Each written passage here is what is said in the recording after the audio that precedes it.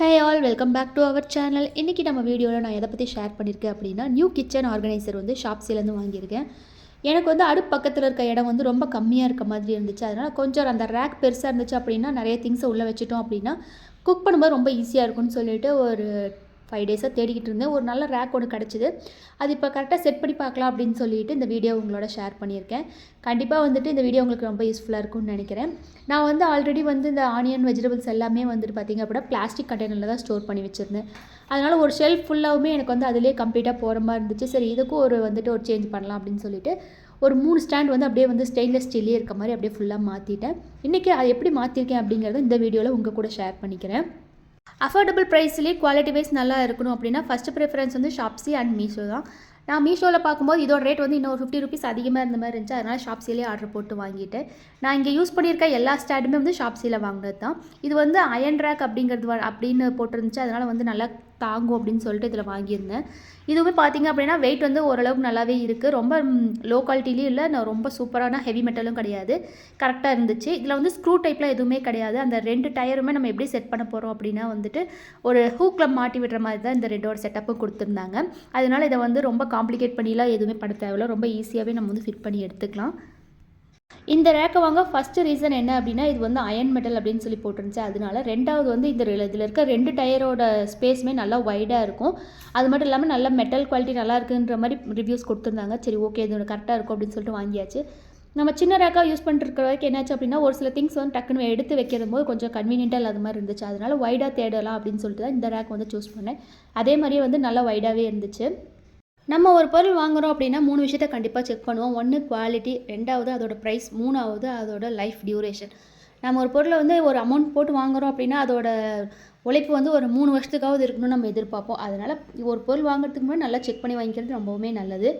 இதே டைப்பில் ஒயிட்டும் இருக்குது. ஆனால் நான் பிளாக் தான் ப்ரிஃபர் பண்ணேன். ஏன்னா சமையல் பண்ணும்போது எப்போயுமே குக்கிங் ஆயில் ஃபுல்லாகவுமே வந்து ஸ்ப்ரிங்கிள் ஆகிற மாதிரி இருக்கும். அப்போ ஒயிட் வந்து நம்ம வந்து மெயின்டெனன்ஸ் வந்து கொஞ்சம் அதிகமாக இருக்க மாதிரி இருக்கும். பிளாக்காக இருந்தால் ஓரளவுக்கு லைட்டாக மெயின்டைன் பண்ணாலே போதும்.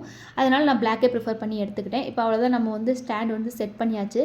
பார்க்கவே நல்லா டீசென்ட் லுக்கில் இருக்குது. நெக்ஸ்ட்டு பார்த்தோம் அப்படின்னா இந்த கம்பியுமே வந்து நல்லா அழுத்தமாக தான் இருக்குது. ஒன்றும் உடஞ்சி போகிற மாதிரியோ இல்லை வளைஞ்சு போகிற மாதிரியோ இல்லை, நல்லா அழுத்தம் கொடுத்தே செஞ்சுருக்காங்க. அதனால் இதை வந்து நல்லா வெயிட் தாங்கும். இப்போ வந்து எல்லாமே எடுத்து வச்சுட்டு செட் பண்ணிட வேண்டியதான்.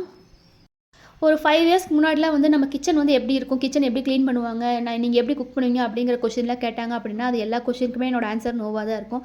ஆனால் ஆஃப்டர் 4 இயர்ஸ் ஆஃப் மேரேஜில் நான் கற்றுக்கிட்ட ஒரே விஷயம் இதுதான். நம்ம காலேஜ் படிச்சுட்டு இருக்கும்போது என்னென்னலாம் யோசிச்சுட்டு இருந்தோமோ கல்யாணத்துக்கு அப்புறம் அது எதையுமே நம்ம யோசிக்கவே மாட்டோம். ஃபுல்லாக நம்ம லைஃப் ஃபுல்லாகவுமே எதை பற்றி மூவ் ஆகும் அப்படின்னா வந்துட்டு ஃபுல்லாக ஃபேமிலி பற்றி மட்டும் தான் மூவ் ஆகிட்டே இருக்கும். அடுத்து குழந்தைய பற்றி மூவ் ஆகிட்டு இருக்கும். நெக்ஸ்ட்டு கிச்சனை பற்றி மூவ் ஆகிட்டு இருக்கும். இந்த ஸ்டாண்டு நல்லா இல்லை, வேறு ஸ்டாண்ட் மாற்றலாம். இந்த வெஜிடபிள்ஸ் கரெக்டாக இருக்கா, இந்த வெஜிடபிள்ஸ் நல்லா இல்லையா அதை பார்த்து வாங்கணும். அடுத்து வந்து மந்த்லி க்ரோசரி லிஸ்ட்டு ப்ரிஃபர் பண்ணும். நெக்ஸ்ட்டு குழந்தைக்கு என்ன தேவை, குழந்தைக்கு வந்து என்னென்ன பண்ணால் கரெக்டாக இருக்கும் அப்படிங்கிறத பார்த்து தான் நம்ம லைஃப் ஓடிக்கிட்டே இருக்கும். காலேஜ் படிச்சுட்டு இருக்கும்போதெல்லாம் துணி கடைக்கு போயிட்டோம் அப்படின்னா கிட்டத்தட்ட 2 ஹவர்ஸ் to 3 ஹவர்ஸ் ஆகாமல் வெளியே வரவே மாட்டோம். ஏன்னா இந்த கலர் நல்லா இருக்குமா, அந்த கலர் நல்லா இருக்குமா, எந்த டிசைன் புதுசாக வந்திருக்கு, அதில் எந்த ப்ரைஸ் கரெக்டாக இருக்கா அப்படிங்கிறதெல்லாம் பார்த்து வாங்கணும்.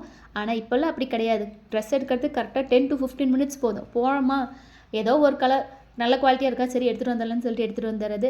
ஃபுல் ப்ரிஃபரன்ஸும் குழந்தைக்கு மட்டும்தான். அங்கே போனால் அவளுக்கு எந்த கலர் நல்லா இருக்கும், அவளுக்கு எந்த ட்ரெஸ் போட்டால் கம்ஃபர்டபுளாக இருக்கும், அவள் அந்த ஃபங்க்ஷன் ஃபுல்லாக அந்த ட்ரெஸ்ஸை போட்டிருக்க முடியுமா, ரஃப்யூஸ்க்கு என்ன ஏதாவது கலெக்ஷன்ஸ் வந்திருக்கா அப்படிங்கிற மாதிரி ஃபுல்லாகவே மதர்ஹுட் நம்மளை இழுத்துக்கிட்டு போயிடும்.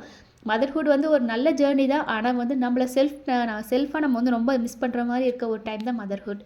ஸோ யாரெல்லாம் மதர்ஹுட்டில் இருக்கீங்களோ, be the best, you are the best, you are going to do the best அப்படிங்கிறத பிலீவ் பண்ணி உங்களோட மதர்ஹுட் ஜேர்னியை இன்னுமே வந்துட்டு நல்லபடியாக கொண்டு போங்க. நம்மளோட பெஸ்ட்டை கொடுக்கறதுல நம்ம என்றைக்குமே வந்து தளர்ந்து போகிறது கிடையாது. ஒரு சிலரோட வார்த்தைகளால் நம்ம தளர்றதுக்கு நிறையவே வாய்ப்புகள் இருக்குது. அதனால் எந்த ஒரு வார்த்தைகளையும் மைண்டுக்கு கொண்டு போகாதீங்க. ஸ்ட்ரெஸ் ஃப்ரீயாக வாழ்கிறதுக்கு என்னென்ன பண்ணணும் அப்படிங்கிறத பண்ணுங்கள். ஏன்னா நீங்கள் அஃபெக்ட் ஆகிட்டீங்க அப்படின்னா அதில் பாதிக்கப்பட போகிறது உங்களோட குழந்தை மட்டும்தான் அப்படிங்கிறத நம்ம மனசில் வச்சுக்கிட்டாலே போதும். எந்த ஒரு ஸ்ட்ரெஸ்ஸும் நம்மளை நெருங்காது. நான் இந்த ஸ்பைஸ் ரேக்கை யூஸ் பண்ணுறதுக்கு 2 ரீசன் தான். என்னோட ஜாடிகள் எல்லாத்தையுமே ஒரே மாதிரி அடுக்கி வச்சிடணும் அப்படிங்கிறதுக்காக தான். ஃபஸ்ட்டு செட் பண்ணது என்னமோ கரெக்டாக வரல, அதனால் வந்துட்டு மறுபடியும் எடுத்து செட் பண்ணி வச்சிடலான்னு சொல்லிட்டு எல்லாத்தையும் எடுத்துகிட்டு மறுபடியும் ரீஅரேஞ்ச் பண்ணி வச்சேன்.